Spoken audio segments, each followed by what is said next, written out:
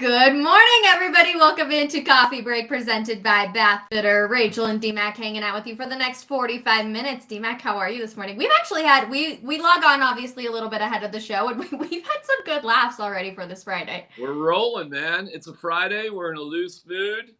We're having fun already. Let's do it. I got my Because Kids coffee cup. I Check this out. Hey, Rach, real, what are you rocking? Alaska. Nice. Oh. Love it. Thank you. Check this out on a personal note, real quick. My older son is 22.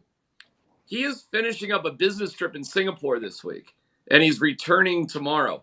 A business trip in Singapore. Man, what are we doing? Else.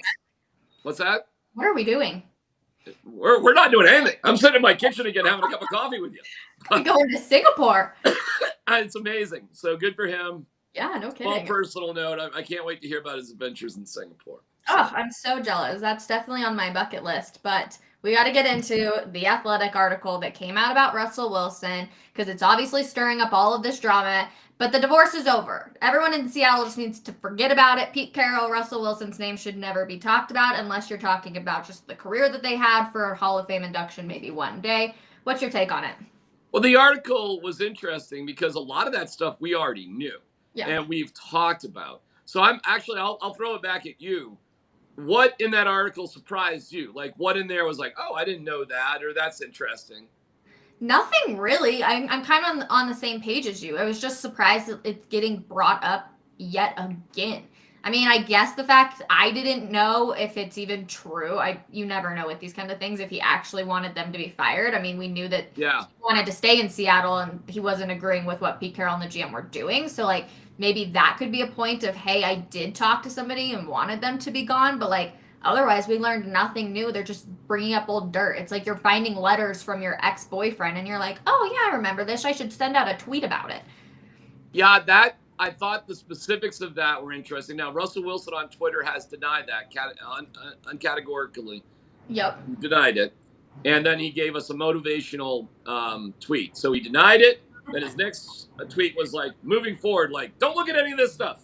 Don't worry about this stuff. Just we're moving forward.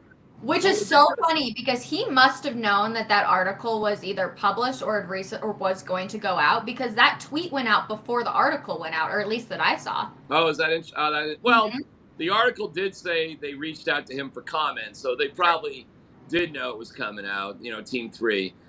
I thought it was interesting when talking about the huddle and communication issues that Hackett would get the play called in enough time, but Russ would have a hard time spitting it out, according to the article, and would oftentimes give them a little rah-rah motivational message or two, in addition to just spitting out the play.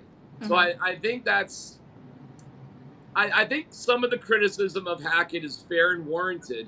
And I think a lot of it, though, just lands on Russell Wilson. So while a lot of this stuff wasn't new, the dysfunction that was happening inside is just magnified by this article. Stuff that we thought was happening was basically like, yeah, it really was happening. Like, we knew that he was having these meetings on Tuesday. We talked about it. He talked about it. And we asked people in Seattle, they hadn't heard about it. I guess what the article did is it talked really specifically about how Jake Heaps was in the meeting and running parts of it. Then you got other little details, like Russell Wilson's trying to show everybody in this Tuesday meeting that he's running highlights when he was a Seahawk. Listen, I'll tell you this, man. If you want to have a bad date, start talking about your ex on your first date. You know what I'm saying, Rach? Like, nobody wants to hear that. Nobody. No. And real quick, Jake did clarify. He looked up the time stamps. The article did come out first over the tweet, so I had just saw the tweet ahead of time, and I thought he was just talking about all the drama that was Nathaniel Hackett, but clearly, probably this article. Another thing on that I thought was really weird, and I'm actually very curious how many people you think actually spoke to The Athletic about this, and that Jerry Jeudy was actually named in it. But I was wondering, is that a quote from Jerry Jeudy just like at some other random time talking about it? Because obviously they all got a lot of questions about Russ.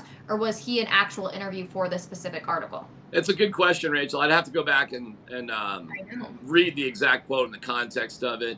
I think Jerry Jeudy and Dalton Reisner were willing to go on the record.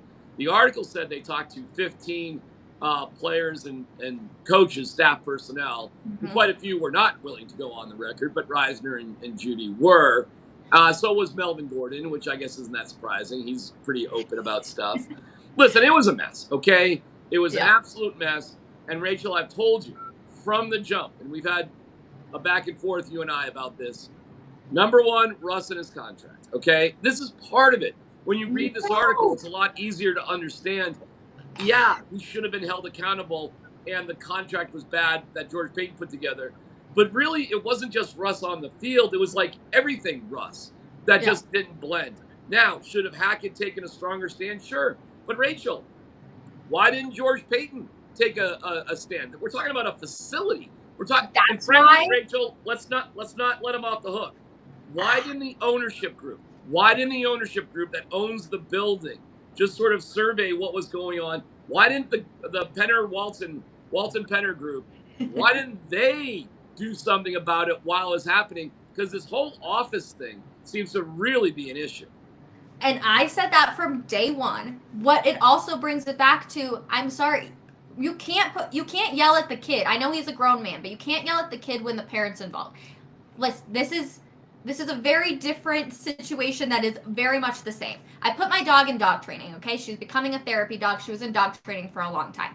They told me it's never your dog's fault. It's always going to be your fault because you either, one, never mentally stimulated her enough. You never made sure she had everything that she needed. I kind of look at this situation the same thing. George Payton just kind of said, hey, I'm going to let you do absolutely whatever you want, kid. Go have all the candy you want. Stay up as late as you want. You don't need a bedtime to go to school. And you're going to get straight A's, whatever. This is why George Payton is problem number one. We do have this disagreement, but we're so in sync, basically. But hey. Also, on the Walton Penner group portion of it, they told us that they were going to take this entire season to go in and just kind of observe and see what needed to be changed. So I think it, again, comes back to George Payton and that he didn't take charge in this situation and how bad it looks for him now that he truthfully just let Russell Wilson run the absolute show. And it's obviously not good for Hackett, but if your boss is saying do whatever the quarterback says, you just kind of got to go with it, right? Yeah, I mean, when it comes to the office and Jake Heaps, how is that not, to support you, how is that not more on the general manager than the coach? I mean, the general manager. Number one. All right, well, I mean, you make a strong case. But of course, this is chicken, egg. You know, it doesn't happen if Russell Wilson's not asking for it in the first place. You know, so you have a guy who wanted this. You had a GM who said okay to it. What the hell is Hackett supposed to do? Seriously. You know, the quarterback who's getting all this money wants it. The GM, I guess, is okay with it. And you, Hackett, a first-time guy, you're going to step in and blow it all up? Yeah. There has to be a little bit, I don't know if I want to say like resentment, but Hackett really has to look at this situation and say, my shot got completely blown and I took all of the bullets when really I had no control over any of it.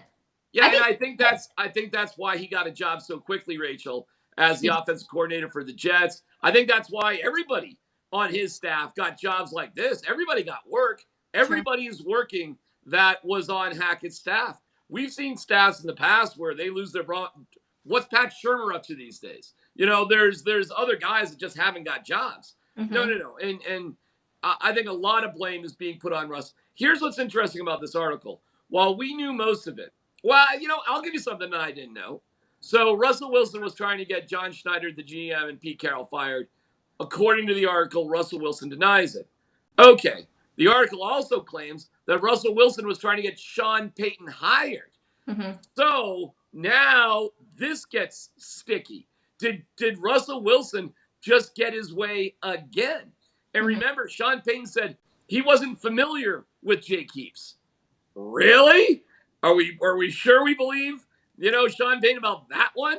Yeah. I think the whole office and Jake Heaps thing, Rachel, how could you not know about it? I mean, they fired Hackett and then they changed Jake Heaps and the office according to the article when they did that. How in the world would Sean Payton not know that? So I think Sean Payton was having plausible deniability, but I think he might have been familiar with the situation, especially when we know Russell Wilson called Yeah. Sean Payton during the interview process. We know that because Sean Payton's best buddy, Colin Cowherd, talked Mhm. about it.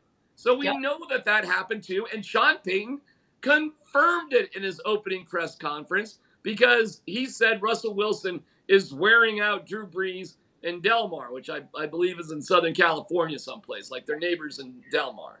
So, Rachel, we have a weird situation today where what are we to believe and what not to believe? When we say we need big amounts of change, are we sure Sean Payton really is the right guy for that? Or is he just going to acquiesce to all of the demands of Russell Wilson again? And I I think it's reasonable to question that. I don't think that. I think we're gonna see a complete 180 flip, and then it's gonna be, what if that doesn't even work? Right? Like, you can't give the kid all the candy in the world and then tell him, no, you're never allowed to eat any candy, and expect him to behave nicely even though he's got a $250 million contract. Yeah, I mean, listen, Sean Payton very well could be his own man in this situation. He has all the power, no doubt about it. It's just interesting to hear through that article that Russell Wilson chose Sean Payton to be his guy. And it's just another one of these eye-rolling moments about Russell Wilson, and how he's just trying to control everything. So, we really weren't talking about Russell Wilson that much after all that charity crap that went down. But here we go again. And now the whole country will be aware of some of these quirky things. It was interesting. Things that I didn't know. He had a hard time spitting out the play calls. He did use the same code words, which we heard about. He was changing his cadence. It was a mess, Rachel. It was absolutely positively a mess. And the point of all of it was to boost up his numbers. So when he threw that interception against the Colts, Rachel, they had that game won with 3 minutes to go. And he's targeting Tyree Cleveland. Listen, man, that's a guy just going after numbers right there, Rachel, who's more concerned about the numbers than the win. And I remember doing that show with you on the field. Remember those days when we could be on the field? I missed those days. And we said, I remember we're standing right next to each other, and we're looking at Matt Ryan walking right past us to be interviewed on, TV, on Amazon or whatever. And we're like, can you believe this is happening? I mean, this game was over. They had this game won, and we never thought that it was going to be Russell Wilson himself who cost the Broncos the game. We never thought the weak link was going to be Russell Wilson.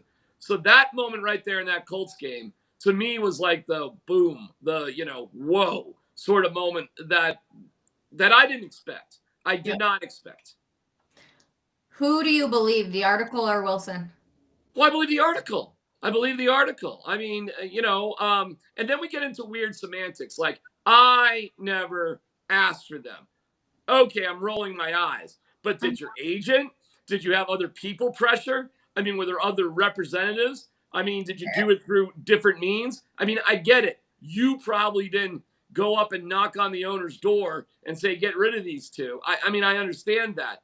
But that gives you plausible deniability, Rachel, if you didn't do it, but other people who represented you did do it. Listen, Rachel, there's a reason why they traded him, okay? And by the way, the Broncos got fleeced.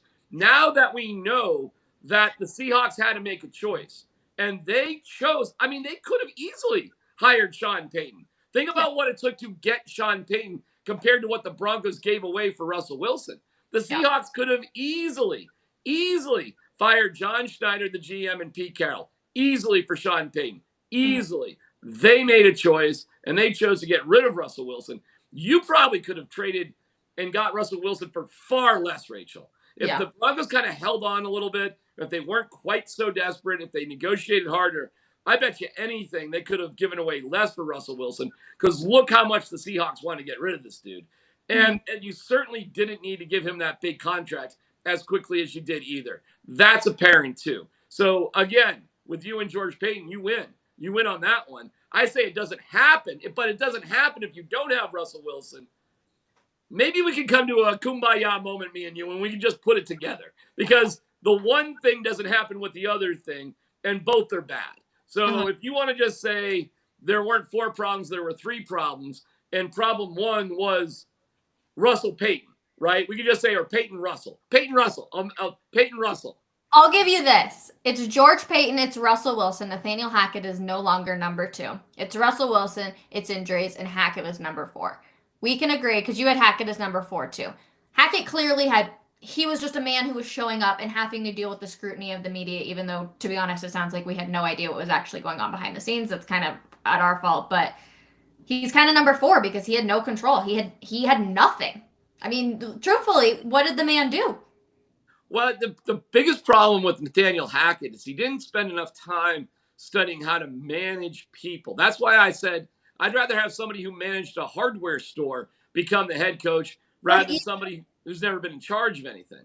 Even if he did, George Payton was going to say, listen to the guy we're paying $250 million. I don't necessarily care what you have to say, coach. I get the impression George Payton just put his head in the sand and just sort of let anything happen. Like, it's just like, oh, well, whatever. Let me, study who I'm going to draft in the supplemental draft in the 7th round next year. Let me get to the East Texas West South by Southwest Shrine Bowl. Let me go watch some more film. Like, George Payton didn't know what he was doing either. I mean, you just had a bunch of people in there, Rachel, who just didn't know what they were doing because they really hadn't done the jobs before, including Greg Penner. He didn't know what he's doing either. Greg Penner has said, the way the NFL works is not like the corporate boardroom. This is not how businesses work. And that's why everybody who was like, oh, take your time with the assistant coaching search. The whole, nothing to see here crowd. The reason why it's different, Rachel, is you have a very short time in this business to make a decision because you are straight up competing with 31 other teams in a very tight time frame. It's not like when you just hire an executive or a manager and there's no like 2-week, 3-week, like it's got to happen sort of period where everybody's after the same people. You do have to move quickly. You have to move decisively, and you have to have a good plan. And I'm fine with the hiring of VJ, by the way. I just don't think VJ was Sean Payton's idea, and I think they more or less just said, this is the best that we can do. That being said, it doesn't mean it can't work out. Rachel, when I started on the drive on the radio, close to 14 years ago, I was like the 4th choice. Seriously. I wasn't the number 1 choice. Well, not even close. What's that? Look at you now. 14 years later, I'm still there. But, but I definitely wasn't the first choice. The person who was in charge, he ended up getting fired. The person they hired to replace him, he ended up getting fired. We've had a lot of interesting twists and turns on the good old drive radio show after 14 years. So it doesn't mean that, and theoretically, I'm doing okay for 14 years. Theoretically, if you count 14 as something positive.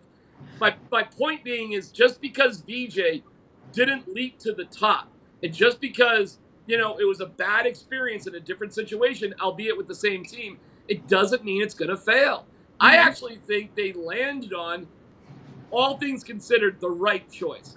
I think they should have given themselves more flexibility in considering Steve Wilkes.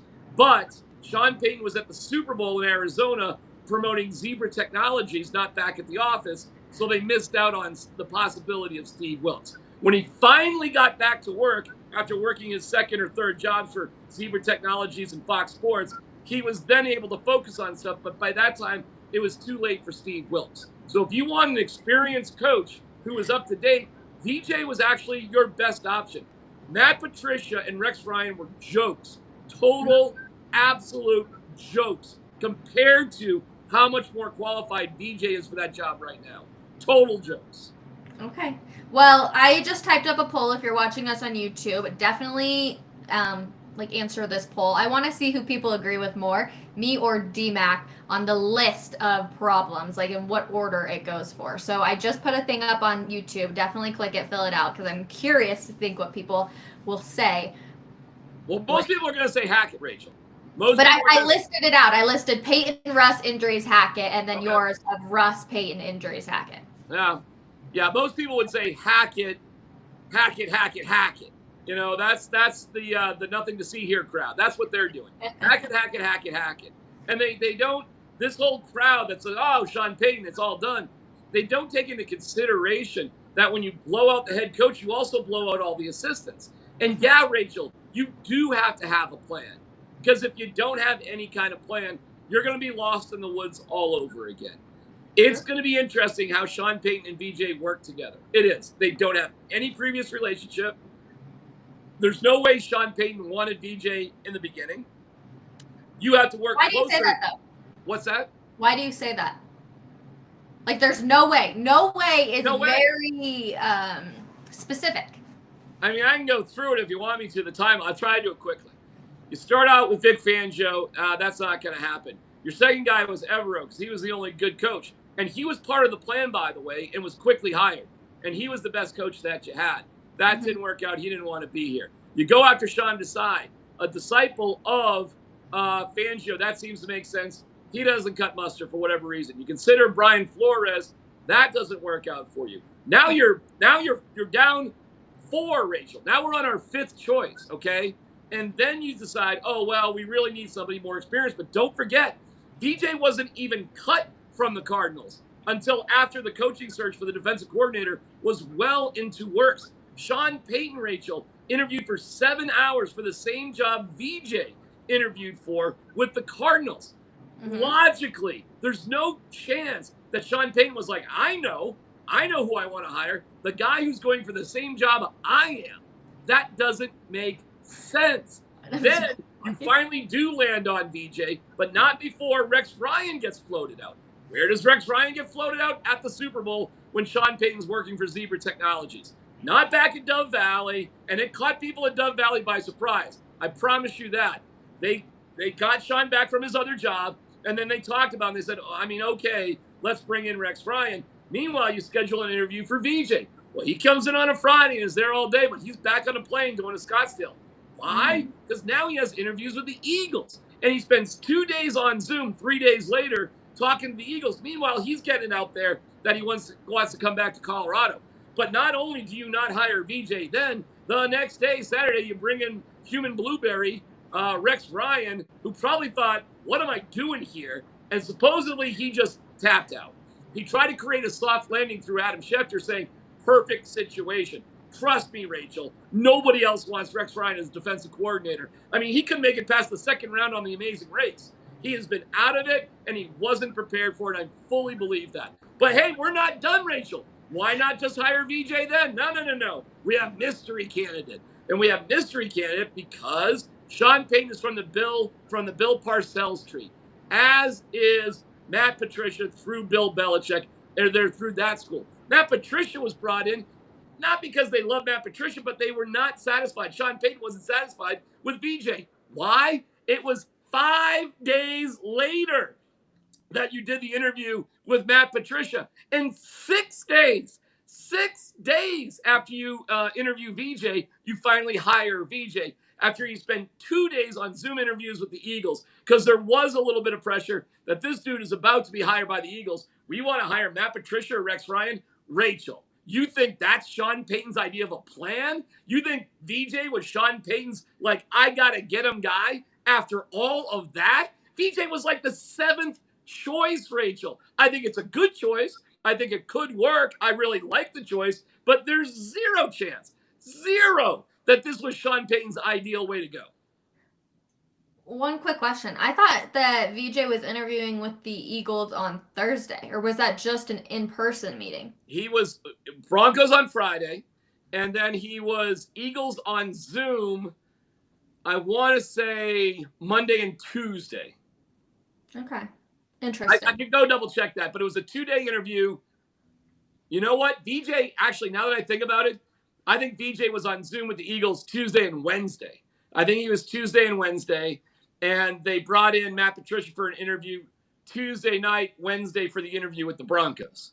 Okay. And that, I mean, why are you bringing in Matt Patricia 5 days after you interviewed VJ? Listen, I don't really care how it got done in the end, but this was a haphazard, messy process, okay? And it's probably just a signal that this is weird. It's a weird thing. It's been a weird year. And the weird, Rachel, Vance Joseph is one of the most vilified characters in Colorado sports history. I mean, he doesn't look so bad now because Fangio and Hackett were such disasters. But dude, I mean, it was ridiculous when VJ was here. I mean, this is John Elway after VJ's end of his first year saying, I got to sleep on it. Like, am I going to fire this guy or not? To Mike Kliss.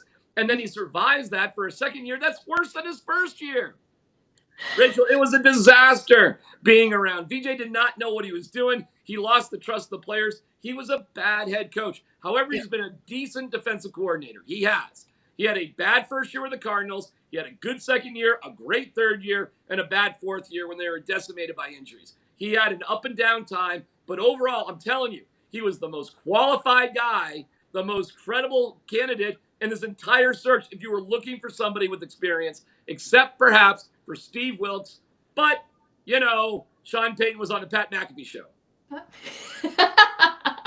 Okay. I tell you the truth. I saw somebody say when we were talking about Russ, it sounds like Russ is in hot water. And I love that because obviously people are tuning in now and they understand our hot water references, which of course we love. So we got The Office, the quotes, the open door policy. Is Russ in hot water? Or my new take on this is that divorce number 2 is done. Hackett, Wilson, it's been separated. Divorce number 2 is done for Russell Wilson. Do the players and the rest of the coaching staff, if there's anybody left over, which I don't know if there is. There are a couple. There's two coaches and there's a strength and conditioning guy. So 3 guys made the cut. Do we all need to forgive and forget? Because there's no way that if we hold on to any of this with the office, the quotes, the open door policy, any of that, they can succeed next year. Or do we stay living in this world? Does that make sense? I hope so. Yeah, I think you got to find a mixture of both. I think one of the problems we had, here's the 2 problems we had, and I'll throw myself into this mix too. And Mike Evans was trying the best he could to make fun of me for this, which was dumb, but it's okay. When Nathaniel Hackett was first hired, we were so sick of Vic Fangio. It just felt like such a breath of fresh air. So when we had Nathaniel Hackett on the radio show, yeah, we had a lighthearted, fun interview with Nathaniel Hackett because that's the energy he brought. That was upbeat. And we still thought at the time when they first hired Nathaniel Hackett, we'd be getting Aaron Rodgers, not Russell Wilson. True. When they hired Hackett, Rachel, in February, early February, whatever it was, no, dude, it was all about Aaron Rodgers. This is going to be great. Yep. We're all feeling really upbeat about the whole thing. That's why when you talk to Hackett on day 1, everybody's very, very positive. But to think that we didn't question Hackett as time went on is, I mean, frankly, it's a fabrication by Mike Evans to try to disparage me. Like, I was the one that asked Nathaniel Hackett, would there be any situation for the betterment of the team that he would bench Russell Wilson? And he said, right now, no. And he felt bad about saying right now. So to think we weren't holding Nathaniel Hackett's feet to the fire during the course of the season is preposterous. Yeah, everybody felt good at the beginning because it wasn't Vic Fangio, who we're all sick of. And the same can be true for Russell Wilson, Rachel. Because the Broncos made a horrible mistake in taking a cornerback over a quarterback in 2021, we were desperate for a quarterback. Desperate. Because the Broncos had missed the playoffs for 6 straight years and were absolutely miserable. So we were willing to look past all the negatives with Russell Wilson. And those red flags were there if we dug a little deeper. We didn't. We were a greedy fan base. We didn't want to think Russell Wilson was done, and we didn't want to think Nathaniel Hackett was clueless. Rachel, I've learned my lesson. I'm not just going to blindly accept things. I made that mistake before. That's my fault. So I'm just not going to do it. Okay, Sean Payton? You don't get funny because I think a lot of people are doing it with Sean Payton right now. They're all that's the nothing to see here crowd, Rachel. You're critical of Sean Payton because you're like, what has he proven? If you're a Broncos fan, people are like, oh, well, and I'm like, well, I'm just being honest. Well, I just gave you like 4 examples of how we all just blindly accepted things on the surface, like that's okay. I'm admitting mistakes. I'm saying I probably was part of the nothing to see here crowd when it came to Russell Wilson and Nathaniel Hackett. Hey, man, that's my bad, okay? That's my bad. I can accept it. I'm just not going to do it again. I am just not going to sit here blindly because everybody loves Sean Payton and let him off the hook. Yeah. I'm going to, as long as I'm allowed to do it, I'm going to keep the pressure on to keep the standards as high as possible. And sure, I'm not against the Sean Payton hiring. I totally understand it. He was the third choice. Good enough. All right. I wanted Jim Harbaugh. I put it out on Twitter the minute Hackett was fired that I wanted Jim Harbaugh. Guess what? So did the Broncos. They just couldn't convince Harbaugh to really see it in their direction. Okay. Then the Broncos wanted DeMeco Ryans. I get it. I really get it. He had a plan, a real plan, and he put it together quickly in Houston, and we'll see what happens there. Sean Payton was number 3. And don't forget, Rachel, they interviewed Sean Payton, had to circle back to him, okay? It did not happen overnight. In fact, it was going so poorly, Colin Cowherd, his drinking buddy, or eating buddy, drinking milk, drinking coffee, his coffee drinking buddy, said that Russell Wilson was a problem and Sean Payton shouldn't go with the Broncos. Colin Cowherd said this because of Russell Wilson. They were getting ready for a soft landing in case Payton didn't get the job. But they looked around, they gave up a draft pick, they put a lot on the line for this guy. So no, he doesn't get a free pass. Not for me, he doesn't. But the nothing to see here crowd, have fun. I hope it works out. I think there's ways it can work out. But when you still have George Payton and Russell Wilson, you got 2 big problems. I went with you. I rolled with you. Thank you. I appreciate it. But do you think that they have to forgive and forget in that locker room? Otherwise, like, you just hold on to these revengeful feelings. Yeah, for sure. You got to flush it. And this is part of the flushing it process. This Athletic article is kind of a summation of the season, which does give us some details that we didn't know. But the big strokes were things that we had talked about a lot. So, okay, fine. You know, the new league year, Rachel, begins in mid-March, right? Mid-March, okay? The combine is next week. You finally hired your staff. Okay, cool. The combine's next week. You got to figure out if you're going to tag Draymond Jones or not. You still got, I think, a week to do that. I think March 7th. So you got a week to figure that out. At least you have, you know, a defensive coordinator in here to help you with that decision. So you're all right. You're fine. You're fine. And once the new league year starts and we get on to free agency, and the big name that's going to be circling around the Broncos is Saquon Barkley. Do they want to take the plunge with Saquon Barkley or not? Maybe Josh Jacobs. Maybe one of those 2 guys. That's a big decision, and that likely will be the first big decision the entire group will make after figuring out if they're going to tag Draymond Jones. So, Rachel, yeah, we're moving on. We're moving forward. But we're not going to blindly move forward and just give these guys a break on everything. You got to earn that a little bit, okay? It was fair to question Jared Bednar until he won a Stanley Cup. It's fair to question Michael Malone to see what he does in a championship run with the MV3. That's all fair criticism. You don't just sit there and say, oh, it's Sean Payton. Everything he does is masterful. You know, you just, in my opinion, you don't do that because that means you're, you know, the nothing to see here crowd and your blind loyalty has been burned in the past. And I don't want to get burned in the past again. I'm with you. I'm 100% with you. That's why we're critical. That's why we have these discussions. And we're all on the exact same page of we really want this team to succeed. But they are bringing in somebody. We're going to bring in Jake Shapiro. They are bringing in Davis Webb, not David Webb, Davis Webb, everybody. And he has some ties to the AFC. Jake, how are you this morning? I'm good. I've just been I've been taking notes here of the things you guys say. Just trying to keep my mind in tune. D-Mac, finishing second or getting knocked out in the second round or not even making the second round of the Amazing Race, that's still hard. Like it's like no, it wasn't. Like, come on, man. Like, Amazing Race is hard. Jake, so he was on the show with like a golfing buddy. It's not a football guy. It's just I watched the season. Oh, okay. Dude, it was the second round. Do you know how bad you have to be at the Amazing Race to get kicked off in the first or second round? I mean, it's you have to be somewhat good to be able to get on it. No, you don't. You just got to have shiny white teeth and be a celebrity. All they do on the Amazing Race now is put on TikTok, YouTube stars, coaches, athletes. All they do is put on celebrities on the Amazing Race now. So no, it's not hard for Rex Ryan to get on. It takes one wrong turn with no GPS. That's all I'm saying. Yeah, or you can't do a dance, or you can't sing a song, or you can't remember a foreign language. I mean, it's something like that. Yeah. Okay. And by the way, real quick, the Amazing Race, you just piddle around like 5 countries in Europe, and then you fly to New York. What happened to flying around That's amazing? What's amazing about that? I mean, you can have an elderly crew on a Viking cruise that is as adventurous as the Amazing Race these days. Sorry, Phil. Sorry, or clearly I haven't watched The Amazing Race in a really long time, so I'm actually impressed that both of you saw that episode. Jake, tell us about Davis Mills, though. Who is he and how does he tie into the AFC? Davis Webb. He is the. It's all right. I did it yesterday on the site. I felt so bad. Yeah. Same thing. So Davis Webb has a really weird connection to Colorado and also the Broncos. Davis Webb was a really solid quarterback for Cliff Kingsbury at Texas Tech, where Darren Chiaverini was the offensive coordinator. Darren Chiaverini takes an offensive coordinator job with the Colorado Buffaloes, and Davis Webb loses his job as the starting quarterback. 2-1 Patrick Mahomes. He transfers to the University of Colorado. Before he ever plays a game, he transfers then to the University of California, where he played for Sonny Dykes, got drafted in the 3rd round in the NFL draft.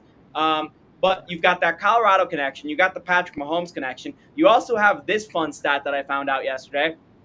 In starts last season, Brett Rippon and Davis Webb threw for the same amount of touchdowns. 1. So is the Broncos quarterback coach a better backup quarterback than their backup quarterback now? That is an interesting stat. And a good question, because they should just get rid of Brett Rippon. I'm just saying. That is a riot, though, that the quarterback coach, not that he's better than Russ, is a better backup than the backup. Yeah. That's unique. That's Sorry, a good Brett. thing. See you later. See you later, my friend. It's time for you to go. Interesting. Jake, how did you even find that out? Which thing? The backup quarterback, or how many, what did you say, touchdowns? Yeah, I mean, I just looked. I'm like, I remember Brett, because Davis Webb filled in for Daniel Jones right before the playoffs in that last Week 17, Week 18 game, whatever we're calling it now. And I'm like, Brett Rippon didn't throw for like any touchdowns in the games he started, so I just looked it up on Football Reference. Speaking of which, I'm pretty sure Russell Wilson is problem number 1, guys. Like, we're here in February, and this is a daily thing with Russ. Yesterday, it's how is he going to get coached by a guy who's 7 years younger than him? Today, it's The Athletic writing the article of just what the fan has been talking about for 6 months. Quick question. Who brought him here? Well, I mean, that's a great question, whether it was Joe Ellis or George Payton or whatever. The thing is, Rachel, getting rid of Russ is not as easy as getting rid of George Payton. You can just get rid of George Payton tomorrow. You can't do that with Russell Wilson. So he is now the Broncos' number 1 problem. Because of the contract that George Payton gave him. Correct. Therefore, George Payton put us in the situation. George Payton somehow created a more problemsome thing for the Broncos than he himself. Correct. Here's the biggest problem with this article today. It looks like Russell Wilson got his way again. Just like he got his way with Jake Heaps in the office, it really gives the impression, which is why Sean Payton did not want Russell Wilson to call him or that information to get out. Thanks a lot, Colin Cowherd. Be careful who you have dinner with, Sean Payton, and what secrets you reveal. This makes it look like, again, Russell Wilson got his way. And so the getting rid of Heaps in the office, I mean, who cares about all that, guys? Russell Wilson got to handpick the head coach. Okay? Mm-hmm. I mean, we don't see that as a problem. I mean, what pressure is Sean Payton going to put on a quarterback who basically picked Sean Payton? Well, not it's good. Because, D-Mac, one of the big things when they hired Payton, we were talking about how, Russ didn't have any involvement in the hiring process, which we now know to be false. Right. I wonder with this, just because we're talking about Davis Webb right now, if Russ has a relationship with Davis Webb or he had some control over his hiring as well. There's no on-the-surface connection to Davis Webb, but it does raise some questions. Yeah, that's fair. Hold on, real quick. Taylor just put in the comments, Jake, after you had said that, and she just said, did Wilson want Webb? That's question to look into. That's so funny. Good. That is, hey, you can see fair, it. But that being said,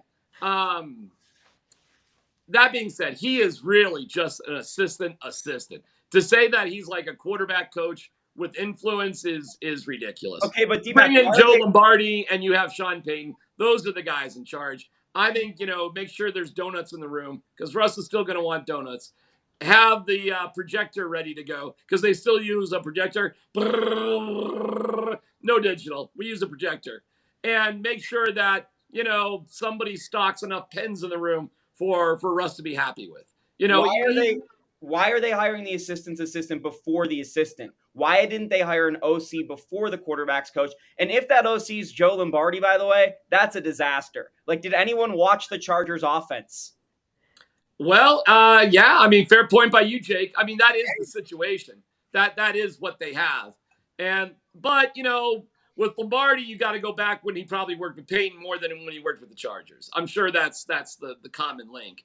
But I mean, the Chargers had moments. The Chargers are going to charge her. We know that. So their quarterback is excellent. No, but is it Herbert or is it Wilson? Who's a better quarterback? Yep. Oh wait, Justin Herbert by like 10,000 miles. Guys, so if you still can't win with Justin Herbert, why the hell can you win with the combo of Lombardi and Wilson? Well, the Chargers did other stupid things, Rachel. I mean, they decided to play their starters when they had a playoff game the next week against the Broncos deep into the fourth quarter. And they lost anyways. I mean, it was one of the dumbest decisions of all time. They had a 27-point lead over the Jaguars in a playoff game and figured out how to lose. I mean, the Chargers are just Chargers. I don't know what to say about them. They are like the worst, best team of all time.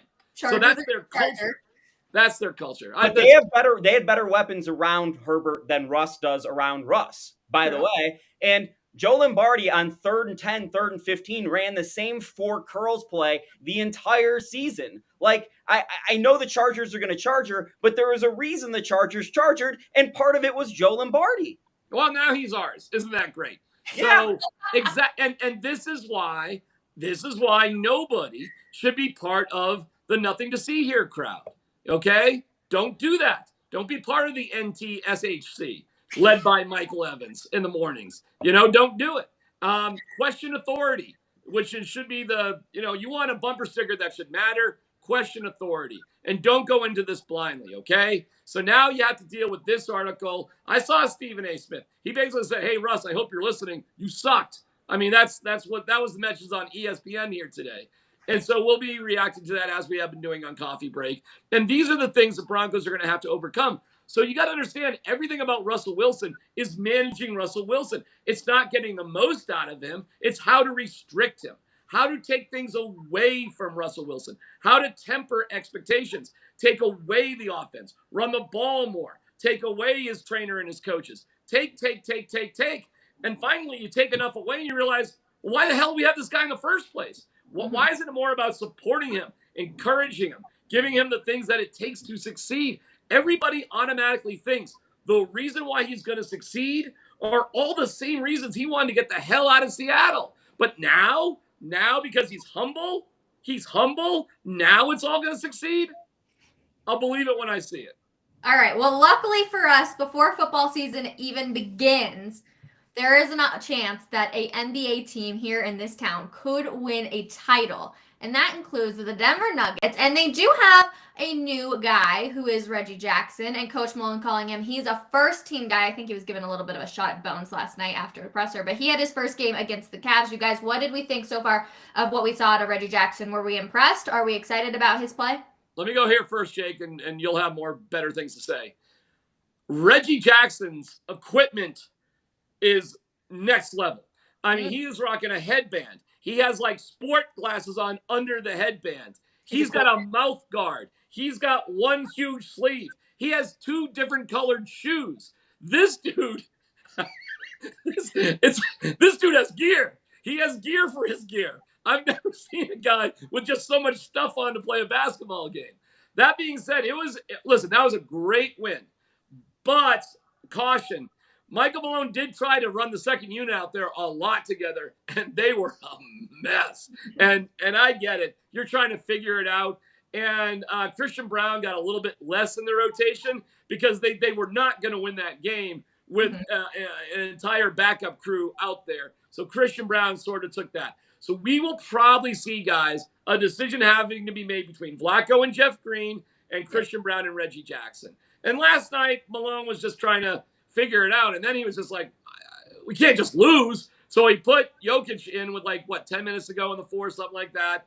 And they win the game and they close it out. And defensively, they stopped the Cavs from scoring in the last 2 minutes and 48 seconds. They played great defensively down the end. And Cleveland was responsible because they kind of sucked too, to be quite honest with you. But that was a high quality win for the Nuggets, even when Malone was kind of trying to figure things out with the second unit that, I mean, oh my God, the defensive coordinator search for the Broncos looked better organized than the second unit for the Nuggets.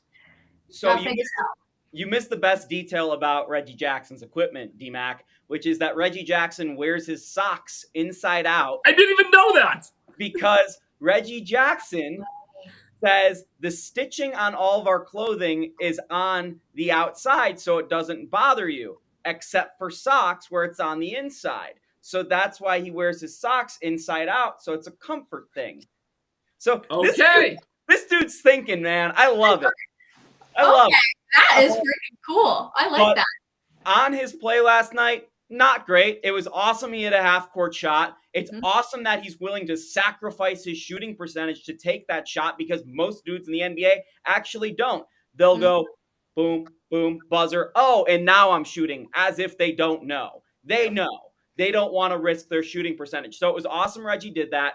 But I will say, Reggie and Thomas Bryant had no chemistry whatsoever. It was brutal. They didn't know where each other were going. We actually saw a little bit of this between Nikola Jokic and Vlatko Čančar throughout the game, which kind of underscores how important Aaron Gordon is. And Aaron Gordon is really important, particularly against a team like Cleveland, who has 2 7-footers on the floor with another dude who's 6'10". True. So last night's Nuggets win and shutting them down for almost 3 minutes at the end of the game against the 4th best team in the East, who has the #1 defense in basketball, I thought was extremely impressive. It might have been the best win of the Nuggets season. I thought Jamal Murray was aggressive enough. I thought Nikola Jokic played through. Honestly, it was the worst game in which he had a triple-double and the Nuggets won this season. Like, he was not making great reads, and they still won. So Porter stepped up big time. Like, it was awesome, and I want to counter what D-Mac said, too. I don't think it's going to be is it Christian Brown or Reggie Jackson thing. I think because of Cleveland's size last night, they were kind of forced into that decision. I think against smaller teams, it's going to be Vlatko or Christian Brown as that 10th guy off the bench, and they'll move Bruce Brown up to the power forward position for sparing minutes. So I thought the bench was bad. I thought Malone actually did a really good coaching job last night. And overall, it was a really good Nuggets win, which means they could basically just rest on Saturday, come home Sunday against the Clippers and Bones Highland, who is still taking shots at the Denver Nuggets. That he is. Yeah, Reggie Jackson, I think, played 18 minutes last night, had 7 points or something around like that number. But you do have to play those guys in order to build the chemistry. And so when you do that against a team like Cleveland and you're still able to pull out a win, I think you do have to give a little bit of credit to Michael Malone and how he handled that. And yes, Bones Highland is still taking shots at the Denver Nuggets. But I will say, I also think Malone is taking a little bit of a shot at Bone. But our show is going way too fast. So we do have Wait, Rachel, before you get off Nuggets, read this stat I just threw on here. Okay. With tonight's Nuggets win, the Grizzlies lost. Denver now has a 5-game lead in the loss column over the second seed in West through 60 games. Over the last 6 Western Conference teams to have 5+ games through 60 games, though 4 of those 6 teams have gone on to win the title. Let's go. Everybody get on the Nuggets bandwagon if you're not already. Jake, as always, appreciate you hanging out with us. But D-Mac, we got to talk a little bit about the Avalanche now because they play the Jets tonight and then the Flames tomorrow night, right? Back to back? Yeah, we have a fun weekend at Ball Arena coming up. It'll be, these back-to-backs for the Avs have been brutal. They've had 4 days off, and now they fly to Winnipeg to come back home against Calgary. Yep. The Avalanche, are you ready for this? Have played the least amount of games in the NHL, 55. Why? Because they had to go to stupid Finland I'm sorry, Finland's not stupid. They had to take a dumb trip. Finland's a wonderful country. They had to go to a wonderful place on a dumb trip scheduled by the NHL, okay? And because of that, it cost them games because they have to go there, play the 2 games, and then come back and all that. So here's why this matters, Rachel. Are you ready for this? Yes. They have 27 games in 50 days. Think about that for a second. So you're going to have back-to-backs, 3 out of 4, 4 out of 6. You're going to have by far, your hardest time of the entire year starting basically tonight in Winnipeg, tomorrow against Calgary. Calgary should be boy, I tell you what, if you want to get to an Avs game this year, with Nazem Kadri coming back for the Calgary Flames Saturday, 8 o'clock. 8 o'clock start, a little bit later. This is going to be a humdinger. I can't wait for the video special about Nazem and the crowd reaction. I'm getting chills just thinking about it. So that's a huge game. But they do, Rachel, they had 4 days off, but they play tonight in Winnipeg, Saturday against the Flames with Kadri. A lot of emotion there. And then they play the Golden Knights on Monday. And you got 27 games in 50 days, and they are fighting to make the playoffs. Now, they've done great. They have done great. Still in it. What's that? They're still in it. Like, they keep it rolling. They've piled up 24 points in 15 games. I mean, that is outstanding. They've won 3 games in a row. They had a weird, terrible, but great comeback game against Edmonton. Listen, all good things, but Cale Makar, who knows? Landeskog hopefully gets better quickly, and they still got to make a couple of moves. They do. They got to make a couple of moves, and I'm just not sure where they're going to go. But if they put Eric Johnson on LTIR as well as Gabe Landeskog, they should have enough cap room to do a bunch of different things, and I expect they will. I am concerned about Cale, and we should all just buckle up, Buttercup, because we are about to be hockey, basically for the next 2 months. So if you love the Avs, baby, get ready. Here we go. No, I'm so excited. Okay, the spread is 1.5 against the Jets tonight. You go in with it, or are you taking the under? Well, what's the total goals? What's the I think the total was 5.5. 1.5 for the Avs, or for 1.5 for the Avs, yes. I'm going to take the under on that. I'm not saying they can't win, and they are relatively rested, but that's not easy. I mean, these next 3 games are it's all tough. I'll take the under on that. Hopefully they scratch out like a 4-3 win, something like that, Rachel. Something along those lines. I was going to go like a 3-2 win, so we're kind of on the same path. So we'll see. But as always, you guys, next week is a really exciting week for Coffee Break. So please tune in on Monday. We can't wait to see you, and we hope you all have a wonderful weekend. If you end up going to any games, take a picture and tag DMAC and I in it, because we would love to see you guys all out there rocking any of your gear too. We love it. Thank you guys so much for hanging with us all week, and we will see you on Monday morning at 10:30 a.m. for another edition of Coffee Break. Have a wonderful weekend, everybody, and we'll see you later. Bye.